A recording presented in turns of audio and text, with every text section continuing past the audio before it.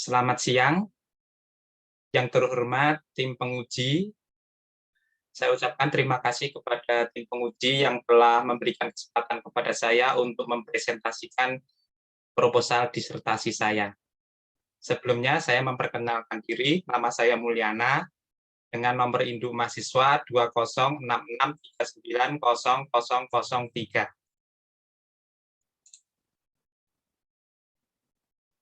Judul proposal disertasi saya adalah pengaruh kepemimpinan kepala sekolah, komitmen organisasi, dan budaya sekolah terhadap organizational citizenship behavior, serta implikasinya pada kinerja guru mata pelajaran sekolah menengah. Studi empirik di Yayasan Buddha. Yang pertama, bab 1, pendahuluan. Untuk latar belakang masalah, Indonesia memiliki jumlah penduduk terbesar keempat di dunia, di mana saat ini Indonesia memiliki jumlah penduduk produktif dalam komposisi yang dominan, sehingga sumber daya manusia yang ada dapat menopang pembangunan nasional. Untuk dapat menopang pembangunan nasional, maka dibutuhkan sumber daya manusia yang unggul dan berdaya saing.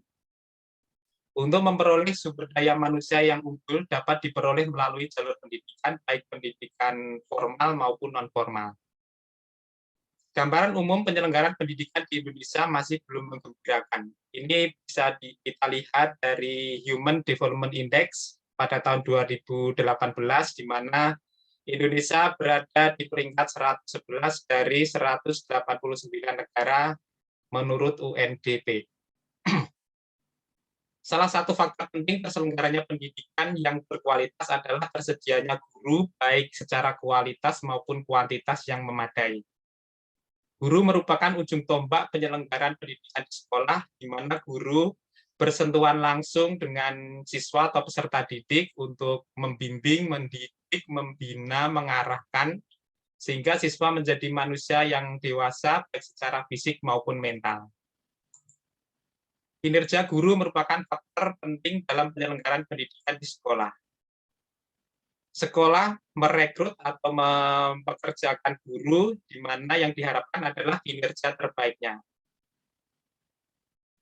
Saat ini masih banyak ditemukan keluhan-keluhan dari masyarakat terkait dengan kinerja guru, seperti dalam merencanakan pembelajaran, dalam mengelola kelas, maupun dalam mengevaluasi hasil pembelajaran. Hasil uji kompetensi guru UKG juga menunjukkan hasil yang masih jauh dari memuaskan. Tabel ini menunjukkan hasil penilaian UKG guru untuk seluruh Indonesia, dan ini adalah 10 peringkat teratas yang didominasi oleh provinsi-provinsi yang ada di Pulau Jawa, kecuali Provinsi Banten. Dari hasil penilaian ini diketahui bahwa rata-rata nilainya masih kurang dari memuaskan, justru masih kurang di bawah 70. Ini adalah gambaran umum mengenai kompetensi atau kinerja guru secara nasional. Selanjutnya, umat Buddha yang peduli terhadap pendidikan membentuk perkumpulan atau yayasan dan mendirikan sekolah umum dengan ciri khas agama Buddha yang umumnya bergabung dalam Badan Koordinasi Pendidikan Buddhis Indonesia atau BKPBI. Kualitas dan kuantitas guru yang mengajar di sekolah yang dikelola oleh Yayasan Buddha masih kurang memadai. Nanti bisa kita lihat dari tabel. Dan selanjutnya, perhatian terhadap kinerja guru masih belum menjadi perhatian penting bagi sekolah. Umumnya penilaian kinerja masih digunakan untuk kepentingan laporan dinas dan belum digunakan untuk pengembangan kemajuan dan peningkatan prestasi sekolah. Ini adalah sumber daya guru mata pelajaran yang dimiliki oleh sekolah-sekolah yang dikelola oleh Yayasan Buddha di 4 wilayah, yaitu Jakarta, Bogor, Tangerang, dan Bekasi, di mana sebagian besar masih berstatus non-sertifikasi. Meskipun demikian, status sertifikasi bukan satu-satunya tolok ukur yang menentukan apakah kinerja guru itu baik atau buruk. Selanjutnya ini adalah penilaian kinerja untuk aspek Key Performance Indicator yang dilakukan oleh Yayasan Pendidikan Triratna tepatnya selama 3 tahun terakhir, di mana pada tahun 2021-2022 rencananya dilaksanakan 2 kali, dan ini adalah penilaian pada semester ganjil, di mana masing-masing aspek ini dinilai dengan menggunakan indikator-indikator yang lebih rinci, dan ternyata pada aspek melaksanakan evaluasi kinerja justru malah turun sangat tajam. Untuk pemanfaatan TIK dalam pembelajaran dan pelibatan siswa juga turun, kemudian kemampuan komunikasi juga turun, dan untuk menyusun alat evaluasi yang mengembangkan high order thinking skill juga turun cukup jauh, tetapi yang lainnya mengalami peningkatan. Dan ini untuk aspek merencanakan, melaksanakan pembelajaran dan melaksanakan evaluasi pembelajaran masih berada pada nilai di bawah 8, sehingga ini harus ditingkatkan. Selanjutnya, banyak faktor yang mempengaruhi kinerja guru seperti organizational citizenship behavior, kepemimpinan kepala sekolah, komitmen organisasi, dan budaya sekolah. Tabel ini menunjukkan hasil survei pendahuluan berkenaan dengan organizational citizenship behavior yang meliputi 5 dimensi, di mana nilai rata-ratanya, nilai capaiannya 82,9%, dan untuk mencapai nilai standar masih kurang 17,1%. Dan dari kelima dimensi, untuk altruisme justru malah mendapatkan nilai yang paling rendah, dan dari survei ditemukan masih banyak guru yang kurang bersedia untuk membantu rekan-rekan kerja atau guru-guru lain untuk menyelesaikan pekerjaan ataupun menggantikan posisinya pada saat guru yang lain ada yang berhalangan. Selain itu juga masih ditemukan guru-guru yang mencari-cari kesalahan pihak sekolah, dan ada juga guru yang kurang memanfaatkan waktu istirahat dengan baik. Selanjutnya, identifikasi masalah. Masih rendahnya presentasi guru tersertifikasi disinyalir menyebabkan belum optimalnya kinerja guru. Masih sedikit sekolah yang melakukan penilaian kinerja guru untuk pengembangan dan peningkatan mutu sekolah, disinyalir kurang mendorong guru untuk berkinerja lebih baik. Kinerja guru dalam merencanakan, melaksanakan, dan mengevaluasi pembelajaran masih belum optimal. Keterlibatan guru dalam kegiatan yang diselenggarakan sekolah masih belum maksimal. Masih ditemukannya guru yang memiliki tingkat absensi dan pelanggaran cukup signifikan. Pengaruh yayasan terhadap kepala sekolah disinyalir membatasi peran kepala sekolah. Kurangnya keterlibatan guru dalam kegiatan yang diselenggarakan sekolah menunjukkan bahwa organizational citizenship behavior belum terbentuk dengan baik. Masih ditemukannya guru yang mengurusi hal-hal yang tidak penting menunjukkan bahwa organizational citizenship behavior belum terbentuk dengan baik. Belum terbentuknya komitmen organisasi yang baik disinyalir menyebabkan cukup tingginya tingkat turnover guru. Kedisiplinan, ketaatan terhadap peraturan, dan kerjasama tim belum menjadi budaya yang dapat meningkatkan kinerja optimal. Pembatasan masalah. Penelitian ini meneliti pengaruh variabel eksogen, yaitu kepemimpinan, kepala sekolah, komitmen organisasi, dan budaya sekolah terhadap variabel endogen, yaitu organizational citizenship behavior dan kinerja guru. Unit yang diteliti adalah guru mata pelajaran pada sekolah menengah swasta beryayasan Buddha di Jakarta, Bogor, Tangerang, dan Bekasi. Selanjutnya, rumusan masalah. Secara total terdapat 9 rumusan masalah. Apakah terdapat pengaruh kepemimpinan kepala sekolah, komitmen organisasi, dan budaya sekolah terhadap organizational citizenship behavior pada sekolah menengah swasta beryayasan Buddha di Jakarta, Bogor, Tangerang, dan Bekasi, baik secara parsial maupun simultan. Apakah terdapat pengaruh kepemimpinan kepala sekolah, komitmen organisasi, budaya sekolah, dan organizational citizenship behavior terhadap kinerja guru pada sekolah menengah swasta beryayasan Buddha di Jakarta, Bogor, Tangerang, dan Bekasi, baik secara parsial maupun simultan? Selanjutnya, tujuan penelitian.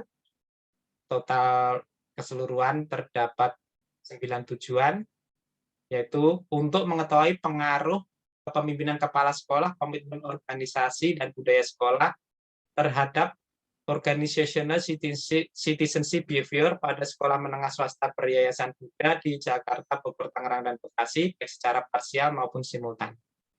Untuk mengetahui pengaruh kepemimpinan kepala sekolah, komitmen organisasi, budaya sekolah, dan organizational citizenship behavior terhadap kinerja guru pada sekolah menengah beryayasan Buddha di Jakarta, Bogor, Tangerang, dan Bekasi, baik secara parsial maupun simultan. Manfaat penelitian. Manfaat penelitian secara akademis, yaitu menjadi bahan acuan bagi penelitian selanjutnya untuk menemukan model kerangka pemikiran baru, memperkenalkan dan mengungkapkan keterkaitan kepemimpinan kepala sekolah, komitmen organisasi, dan budaya sekolah terhadap organizational citizenship behavior, serta implikasinya pada kinerja guru pada sekolah menengah beryayasan Buddha. Yang ketiga, menjadi referensi penelitian berikutnya yang berkaitan dengan manajemen sumber daya manusia di sekolah. Manfaat praktis, menjadi bahan rekomendasi bagi pemilik atau yayasan dalam mengelola sumber daya manusia, terutama guru, dan menjadi bahan rekomendasi bagi Badan Koordinasi Pendidikan Buddhis Indonesia dalam upaya meningkatkan mutu dan daya saing sekolah dalam partisipasinya dalam pendidikan di Indonesia. State of the art, penelitian ini mengambil unit analisis sekolah menengah beryayasan Buddha, di mana sampai saat ini belum ditemukan penelitian yang relevan berkaitan dengan penelitian ini. Selanjutnya, melalui penelitian ini dimungkinkan untuk pengembangan teori manajemen, khususnya dalam lingkup manajemen sekolah melalui pengintegrasian nilai-nilai Buddhisme, khususnya pada variabel kepemimpinan kepala sekolah dan budaya sekolah. Dan penelitian ini menggunakan teknik analisis SEM dengan menggunakan software Lisrel, di mana sebelum dilakukan analisis SEM terlebih dahulu dilakukan pembakuan instrumen melalui first dan second order confirmatory factor analysis. Selanjutnya, bab 2, tinjauan teori dan penelitian terdahulu. Yang pertama, kinerja guru. Mangkunegara dalam Ardiansyah dan Sulistiyowati mendefinisikan kinerja sebagai hasil dari pekerjaan terkait dengan kualitas maupun kuantitas yang dicapai oleh seorang pegawai dalam melaksanakan tugas dan tanggung jawab yang diberikan kepada pegawai tersebut. Montowitlo dalam Limon dan Nardun mengartikan kinerja sebagai keseluruhan nilai yang diharapkan dari perilaku yang ditampilkan pegawai selama kurun waktu tertentu. Dari berbagai pengertian kinerja, dapat disinteskan bahwa kinerja guru merupakan hasil dan perilaku seorang guru dalam melaksanakan tugas-tugas pembelajaran yang dibebankan kepadanya, baik secara kualitas maupun kuantitas, dalam periode tertentu yang menjadi tolak ukur keberhasilan yang mendukung sekolah dalam rangka mencapai tujuan pendidikan. Dimensi dan indikator kinerja guru yang digunakan dalam penelitian ini menggunakan konsep yang dikemukakan oleh Supardi, Saud, Sanjaya, dan Mulyasa, yang mencakup 3 dimensi, yaitu merencanakan, melaksanakan, dan mengevaluasi pembelajaran. Selanjutnya, Organizational Citizenship Behavior. Appelbaum et al. Dalam Kasai et al. Mendefinisikan organizational citizenship behavior sebagai kumpulan perilaku sukarela dan adopsi yang bukan merupakan bagian dari fungsi formal seseorang, tetapi itu dilakukan olehnya dan menyebabkan peningkatan fungsi dan peran organisasi secara efektif. Organ dalam Jeong et al. Mengartikan organizational citizenship behavior sebagai perilaku individu yang bebas, tidak langsung atau secara eksplisit diakui oleh sistem penghargaan formal, dan yang secara keseluruhan meningkatkan fungsi afektif organisasi. Dari berbagai pengertian organizational citizenship behavior dapat disintesiskan bahwa organizational citizenship behavior merupakan perilaku karyawan yang dilakukan secara sukarela untuk bekerja melebihi pekerjaan yang menjadi tanggung jawabnya untuk mencapai tujuan organisasi tanpa mengharapkan imbalan sehingga berdampak positif bagi organisasi. Dimensi dan indikator organizational citizenship behavior yang digunakan dalam penelitian ini mengacu pada konsep yang dikemukakan oleh Organ et al., Organ dan Potsakov et al. Yang meliputi 5 dimensi, yaitu altruisme, civic virtue, sportsmanship, courtesy, dan conscientiousness. Selanjutnya, untuk kepemimpinan kepala sekolah, Yul dalam Almaki et al. Mendefinisikan kepemimpinan sebagai suatu proses di mana pengaruh yang disengaja diberikan atas orang lain untuk membimbing, menyusun, dan memfasilitasi kegiatan dan hubungan dalam kelompok atau organisasi. Donnelly et al. Dalam Sturge mendefinisikan kepemimpinan sebagai kemampuan untuk membujuk orang lain untuk mencapai tujuan yang telah ditetapkan dengan antusias. Dari berbagai definisi kepemimpinan, dapat disintesiskan bahwa kepemimpinan kepala sekolah didefinisikan sebagai kemampuan yang dimiliki oleh seorang guru yang berperan memimpin sekolah untuk mempengaruhi seluruh warga sekolah dan menggerakkan segala sumber daya yang ada dalam upaya mencapai tujuan sekolah yang telah ditetapkan secara efektif dan efisien. Dimensi dan indikator kepemimpinan kepala sekolah yang digunakan dalam penelitian ini mengacu pada konsep peran kepemimpinan yang dikemukakan oleh Lynchburg dalam Mojo Sumijo, Kumar, dan Karim dan Afnan, yang meliputi 3 dimensi, yaitu interpersonal roles, informational roles, dan decisional roles.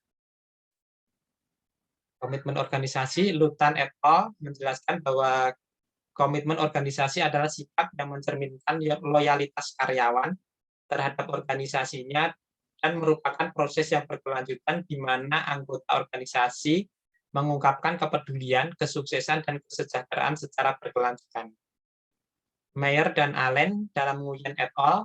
Dan Mehrabi et al. Mendefinisikan komitmen organisasi sebagai keadaan psikologis yang mengungkapkan hubungan pegawai dengan organisasi dan mempengaruhi aspirasi pegawai untuk tetap berada di dalam organisasi. Dari berbagai pengertian komitmen organisasi dapat disintesiskan bahwa komitmen organisasi didefinisikan sebagai suatu keadaan di mana anggota organisasi menunjukkan sikap memihak kepada organisasi dengan menunjukkan perilaku yang positif dalam upaya untuk mendukung tercapainya tujuan organisasi. Dimensi dan indikator komitmen organisasi yang digunakan dalam penelitian ini mengacu pada konsep yang dikemukakan oleh Allen dan Mayer yang meliputi 3 dimensi, yaitu komitmen afektif, komitmen continuance, dan komitmen normatif. Selanjutnya, budaya sekolah. Gibson dan kawan-kawan mengartikan budaya organisasi sebagai apa yang karyawan rasakan dan bagaimana persepsi ini menciptakan pola keyakinan, nilai, dan harapan. Staub dan Smith dalam Cleveland et al. Mendefinisikan budaya sekolah sebagai sejarah pola makna yang ditransmisikan, yang meliputi norma, nilai, kepercayaan, upacara, ritual, tradisi, dan mitos yang dipahami dalam derajat yang berbeda-beda oleh anggota komunitas sekolah. Dari berbagai pengertian budaya organisasi dan budaya sekolah, dapat disintesiskan bahwa budaya sekolah merupakan penjabaran dari keyakinan yang dianut, nilai-nilai yang diterapkan, norma yang berlaku, harapan, dan kebiasaan yang menggambarkan interaksi timbal balik antara anggota sekolah, serta mempengaruhi perilaku setiap anggota sekolah dalam upaya mencapai tujuan dan mewujudkan cita-cita sekolah yang diharapkan di masa depan. Dimensi dan indikator budaya sekolah yang digunakan dalam penelitian ini mengacu pada konsep yang dikemukakan oleh Edison dan kawan-kawan yang meliputi 5 dimensi, yaitu kesadaran diri, keagresifan, kepribadian, performa, dan orientasi tim. Selanjutnya, bab 3, kerangka pemikiran dan hipotesis.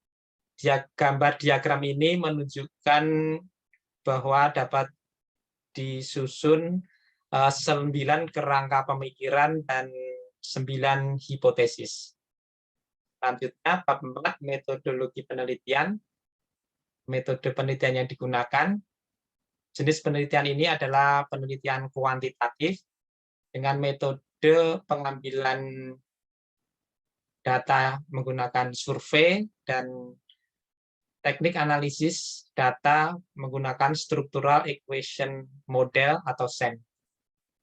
Sumber dan teknik pengumpulan data. Sumber data adalah sumber data primer dengan menggunakan kuesioner, dan teknik pengambilan data menggunakan teknik cluster sampling, di mana populasi tersebar di 4 wilayah yang berbeda. Selanjutnya, populasi dan sampling. Populasi tersebar di 4 wilayah, yaitu di DKI Jakarta, Bogor, Tangerang, dan Bekasi, dengan total keseluruhan 827 populasi. Dan untuk menentukan jumlah sampel digunakan rumus Lovin, di mana hasil penghitungan menghasilkan 270 sampel. Dan untuk kepentingan uji coba instrumen diperlukan 30 sampel uji coba dengan sebaran di DKI Jakarta 16, Bogor 1, Tangerang 10, Bekasi 4, dan keseluruhannya ada 30.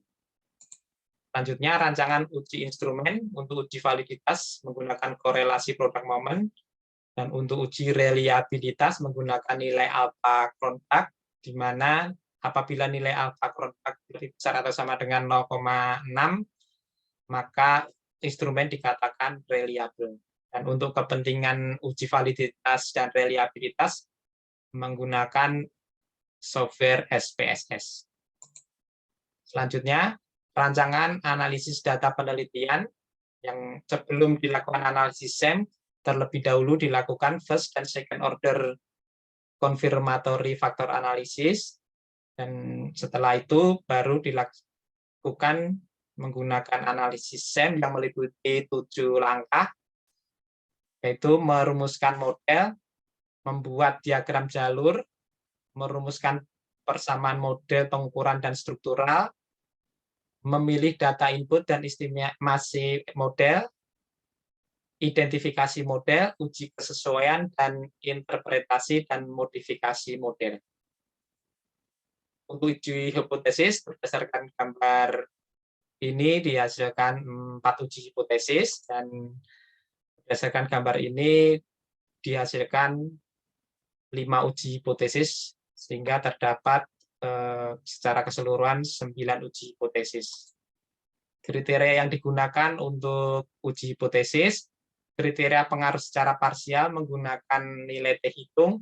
Apabila nilai T hitung lebih besar atau sama dengan 1,96 atau nilai probabilitas kurang dari 0,05, maka hipotesis secara parsial berkenaan dengan adanya pengaruh dapat diterima. Kriteria pengaruh secara simultan menggunakan F hitung yang dibandingkan dengan F tabel. Apabila F hitung lebih besar dari F tabel atau probabilitasnya lebih besar dari 0,05, maka hipotesis adanya pengaruh secara simultan dapat diterima. Terima kasih. Selanjutnya, kami mohon tim penguji untuk memberikan sumbang saran masukan untuk menyempurnakan proposal ini. Terima kasih.